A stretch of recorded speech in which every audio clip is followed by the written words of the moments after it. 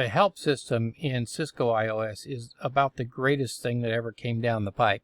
It has some elements of Linux help system and some elements of the Windows help system, but it's better, much better. Let's take a look at these things. We're going to be looking at a question mark, a space and then a question mark, and then some characters and a question mark without a space, the tab key and the up and down arrow keys. All right, let's go ahead and go over here to this router. And I am going to go into configuration, global config mode. And then I'm going to go ahead and go into one of the interfaces. So I'm now in interface F00. All right, now what commands do I have available to me? This is really nice, by the way. If you're taking a certification test and you have a simulator, you can actually use this to remember, I can't remember the command I need. Well, no problem. I'm just going to put a question mark, and I now have all of the commands available to me at this point. It says more, so I'll go ahead and hit the enter key until I get to the end of it. But I have all the available commands to me right now. Now, if I put a question mark, a letter and then a question mark, so for example, I and question mark, I see I have two possible commands, IP and IPv6. So let's go ahead and use the IP command. Well, that's an incomplete command. So what command do I need next? What's the next part of this command? No problem. I'm going to put IP space question mark. And now I can see that these are all of the next part of the command that I could possibly have. Well, I want to set an IP address, so hey, this one looks pretty promising. So let's try IP address. And I'll go ahead and click enter. Uh-oh, incomplete command.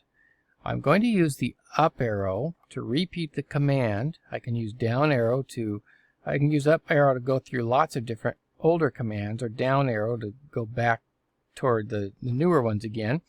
IP address, I'm going to put a space and a question mark.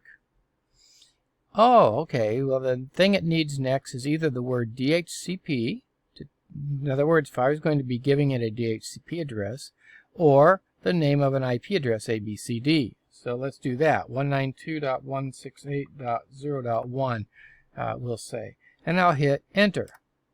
Uh-oh, incomplete command. So I'll go back there again. I'm going to put a space and a question mark. And oh, see, it doesn't have a subnet mask, and it needs a subnet mask. 255.255.255.0. And now I'll hit enter, and sure enough, it took the command that time. So you can see that we used the question mark in three different ways. All by itself, so I can see all the current commands available to me, or after some letter without a space in order to see just those things available to me, what's available that starts with that, or I can put the first part of a command and a space and question mark to see all of the next commands that are available, and I can continue doing that and doing that and doing that like I did until I have my complete command. And by the way, I did not show you this. IP address 192.168.0.1, 255.255.255.0. I'm going to put a space question mark, and you'll see that it even tells me that the next command is a carriage return. Sometimes you'll have a whole list of commands that are the next command available to you in the series here in this row, or a carriage return at the bottom, which means, hey, you can cut it off here and it'll be a valid command. Or you can put in one of these things and it'll be a valid command. So it's really cool. Once you get used to this, it's awesome in certification tests. Man, I forgot what command I can use. So you do the question mark.